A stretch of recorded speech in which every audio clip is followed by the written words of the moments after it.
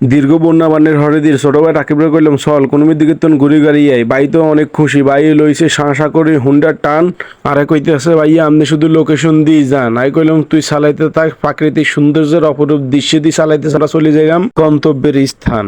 হিয়ান্দি Raju woody কইলো যে আমরা কোনায় যাইতেছি আই কইলাম যে কোনায় যাইতেছি হেটার দৃশ্য হইব হরে রাকিব তুই আগে ক্যামেরার দিকে রেন হেতে এত জোরে টান শুরু করছে যে রেনের সময় নাই হেতারে কল্লা ঘুরে আমদা করে দিয়ে আইলাম এতে রাখি ঘুরতে ঘুরতে আমরা চলে এলাম প্রাকৃতিক সৌন্দর্যের একটা অপরূপ দৃশ্য যেটা আমগো দেশ গ্রামের মধ্যে অভাব না এরকম দৃশ্যের তারপরে মনোরম এই দৃশ্যের মধ্যে কিছুক্ষণ সময় না খারা হারলাম না অবশেষে আই উঠলাম আঙ্গ সেই গন্তব্য স্থান আঙ্গ লক্ষ্মীপুরের পরিচিত একটা জায়গা আঙ্গ বাড়ির 30 কিলোমিটার দূরে আলতাপ মাস্টারের ঘাট ইয়ানও কিন্তু ব্যাকে মোটামুটি ভাবে মন বালা করানোর লাই ঘুরতে আই আমরা আজ যে চলে আইলাম দেখেন উড়ন্তর মধ্যে ঝুলন্ত ব্রিজ এই জায়গাটায় অনেকে টিকটক ভিডিও করে অনেকে আই সময় কাটায় অনেকে আই সেলফি তোলে আমরা ইয়ানো আই বালা একটা সময় কাটাইতেছি বাইরে বললাম যে ভাই কি পরিস্থিতি কেমন লাগে রাকিব কইলো ভাই আঙ্গ লক্ষ্মীপুরের মধ্যে এত সুন্দর সুন্দর জায়গা থাকতে আমরা কিনলে অন্য জায়গা যাই ঘুরিয়ে বেড়াই এই জায়গাতে দেখেন নদীর বর্তমানে দৃশ্য বিকালবেলা যে সুন্দর দৃশ্যটা ওইটা আপনার মন জুড়ে গেলাইবে এই জায়গাতে যে মানুষ ছবি তোলে বিভিন্ন মানুষ শখ করি আইয়ে এই জায়গার যে ভিউ এই জায়গার তো ছাড়লে বেলে ভিডিও ফর ইউ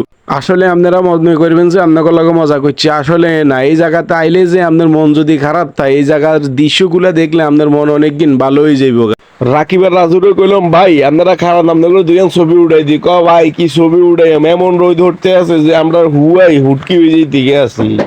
পরিবার গুরুনের মতো লক্ষ্মীপুরের মধ্যে না পারফেক্ট জায়গা আর খুব কমে দেখছি অবশ্যই আর ভাই রাকিব রাজি গেলাম যে ভাই কেমন লাগলো ভাই তো অনেক খুশি ঘুরিয়ে জায়গাতে অনেক মজা পাইছে